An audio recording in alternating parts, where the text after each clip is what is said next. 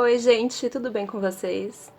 Eu espero que vocês tenham tido um ótimo dia até agora. Eu sou Ana Rodrigues, a sua caçadora de crimes. Se você gosta de casos criminais e policiais e de maquiagem, então se inscreve aqui no canal, porque toda quarta-feira eu venho aqui, conto algum caso ou história policial enquanto eu vou fazendo a minha maquiagem. Então, ativa o sininho das notificações e se gostar do vídeo, já deixa aí o seu like.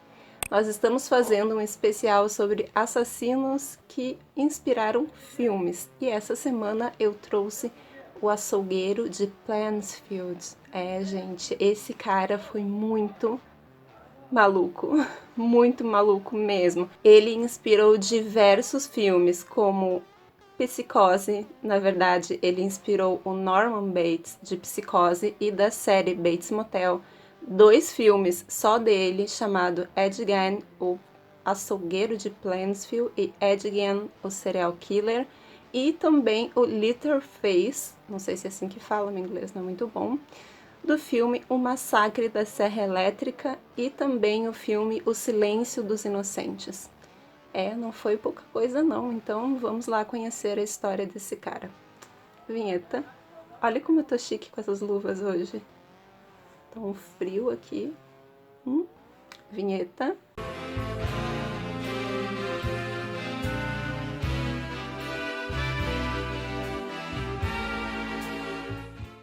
Edward Theodore Gein nasceu em 27 de agosto de 1906 no condado de La Crosse, em Wisconsin, nos Estados Unidos, na cidade de Plansfield, como eu tinha falado no começo, né?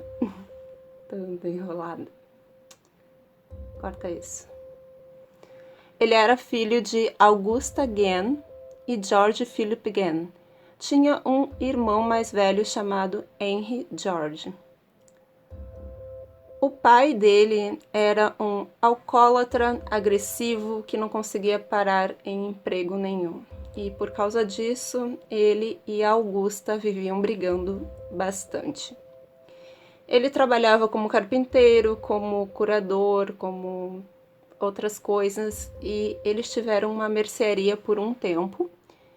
E então eles venderam e foram morar em uma fazenda bem afastada assim da cidade, mas ainda na cidade de Plansfield, que, gente, é uma cidade muito pequenininha, naquela época com 600 e pouquinhos habitantes, sabe? A Augusta era uma religiosa extremamente radical e ela não permitia que os seus filhos fizessem amizades com ninguém, porque ela acreditava que as outras pessoas iriam influenciar os filhos dela. E nem na escola os meninos podiam falar com ninguém. Se por acaso a Augusta pegasse eles tentando fazer amizades, ela os punia severamente. Ela pregava para eles que todas as mulheres do mundo, exceto ela, eram extremamente imorais e usadas pelo cão para fazer os homens se perderem, irem para o inferno.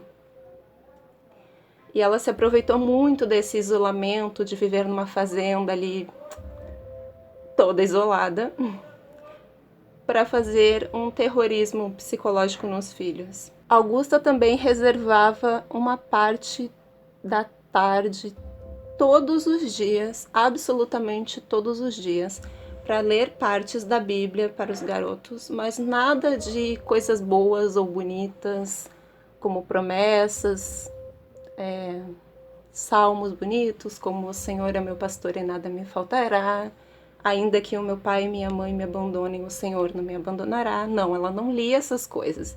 Ela só lia as partes da Bíblia que falam de maus comportamentos e dos castigos divinos. Apesar de todo o isolamento social que o Ed sofria, ele até que ia bem na escola e professores falaram que lembravam dele dando risada sozinho, como se ele estivesse rindo das próprias piadas, conversando com ele mesmo.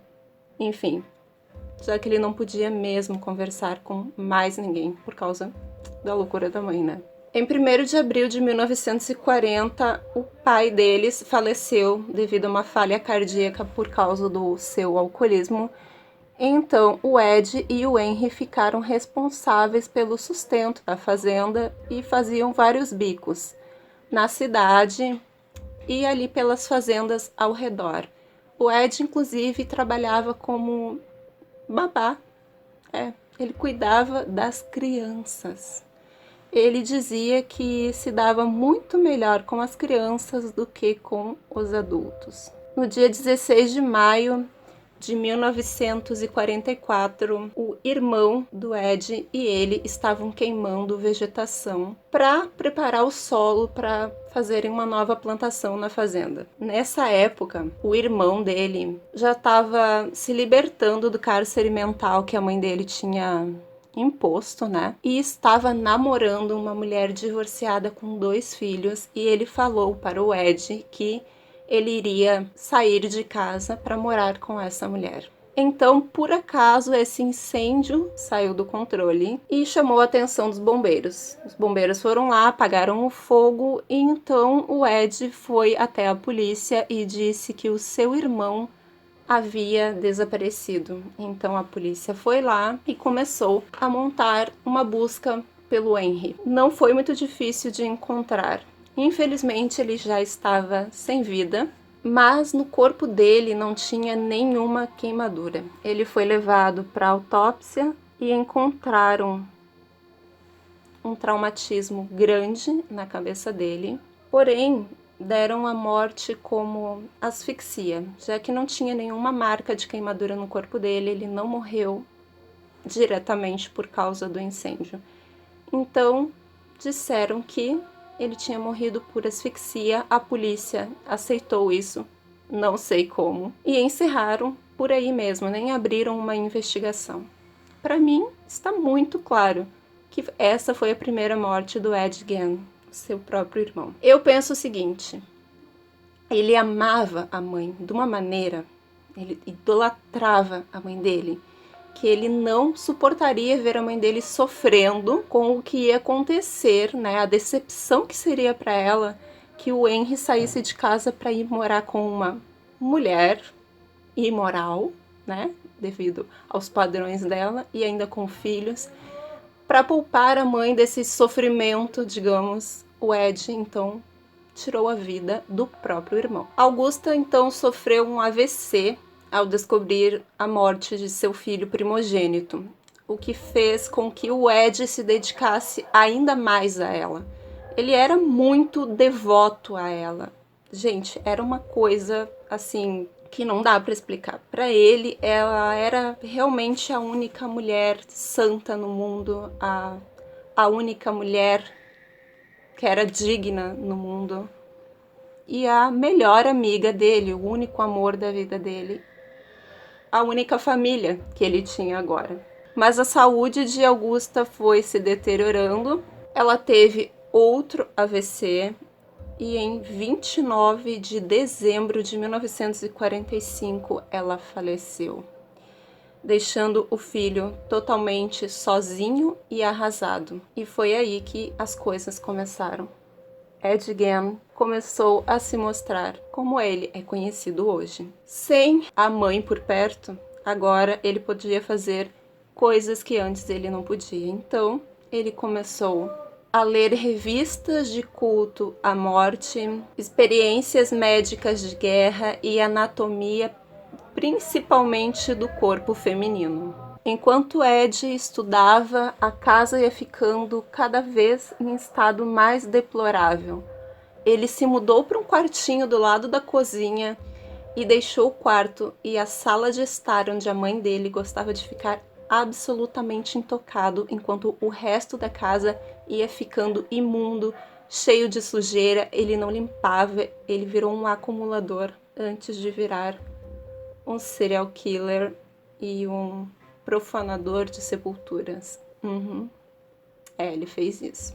Ed Gein então começou a fazer visitas ao cemitério local à noite e procurar por sepulturas de mulheres de meia idade que se pareciam com sua mãe. Quando ele encontrava esses túmulos, ele profanava e levava os corpos para casa, onde ele submetia esses corpos a diversas coisas. Ele tirava a pele, tirava os ossos, a carne, não se sabe o que ele fazia. Não foi confirmado ainda hoje, né, até hoje, se ele praticava o canibalismo. Então, gente, o que ele fazia com esses corpos era uma coisa totalmente inacreditável. Ele fabricava móveis, ele fabricava roupas. Sim, ele fabricava roupas. Inclusive, ele tinha um velho manequim que ele vestiu com um avental que ele fez com uma pele feminina, com os seios, enfim, e máscaras ele fazia com a pele do rosto das mulheres, e ele usava isso em momentos especiais. Não sei que momentos, né? Ele morava sozinho. Mas enfim, foi o que ele disse depois, né? Ele fez, o que mais me chamou a atenção, um cinto de mamilos, utensílios domésticos como colheres e garfos. Ele usava os ossos para fazer, várias cadeiras também estofadas com pele humana. Mas o Ed não parou só nisso, né? Ele não era só um profanador de sepulturas e um cara extremamente esquisito e amedrontador, né? Mas por alguma razão, só profanar sepulturas não era mais o suficiente para Ed, que em 1954 sequestrou e tirou a vida da dona da taberna, ou taberna, sei lá como fala. Enfim, ele tirou a vida da dona da taverna, Mary Hogan, em 1954. Ele fez uma máscara com o rosto dela. Gente, que horror. E em 1957, ele sequestrou também e tirou a vida da dona da loja de ferragens da cidade de Plainfield, Bernice Worden.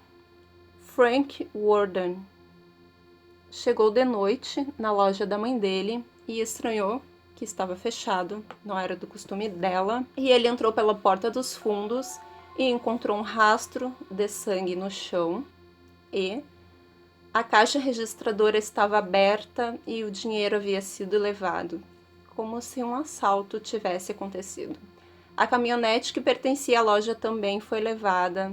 Então ele se lembrou de que na noite anterior o Ed Gein tinha ido à loja encomendar um galão de anticongelante. Então ele pegou, chamou o xerife, chamou a polícia da cidade para investigar a cena do crime e tal. E então, quando foram ver, a última nota que a senhora Worden tinha escrito estava no nome do Ed Gein.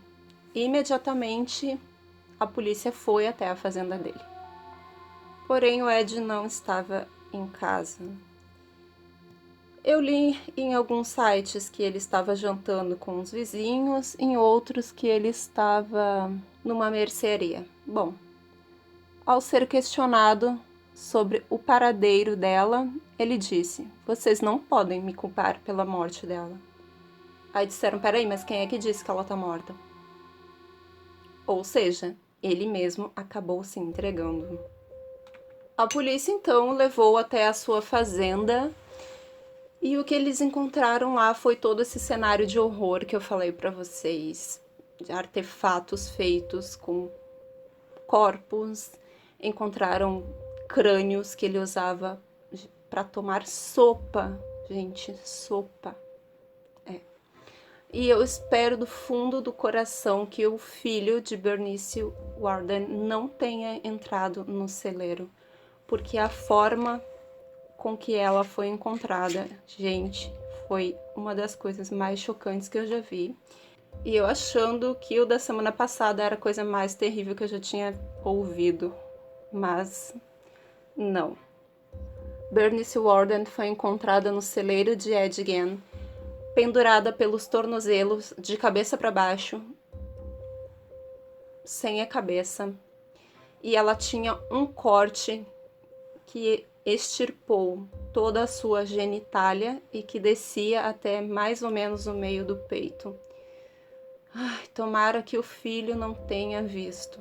Tomara que o filho não tenha visto. É só isso que eu pensei quando eu li isso. E sim, gente, eu assisti aos 2 filmes, mas depois a gente fala deles. Imediatamente ele foi preso e o primeiro depoimento que ele deu foi considerado inútil, porque o policial que estava conduzindo ficou tão nervoso com tudo que ele tinha visto que ele acabou agredindo o Ed, esmurrando a cabeça dele, empurrando ele contra uns tijolos, enfim.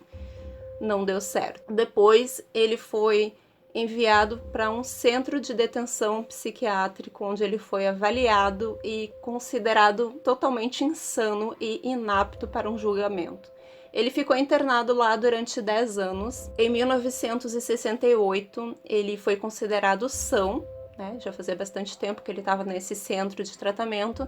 Foi considerado são para um julgamento que durou 1 semana. E aí ele foi considerado não culpado porque ele era louco. Ele era insano. Foi isso que disseram. E ele tinha esquizofrenia, gente. Ele era esquizofrênico.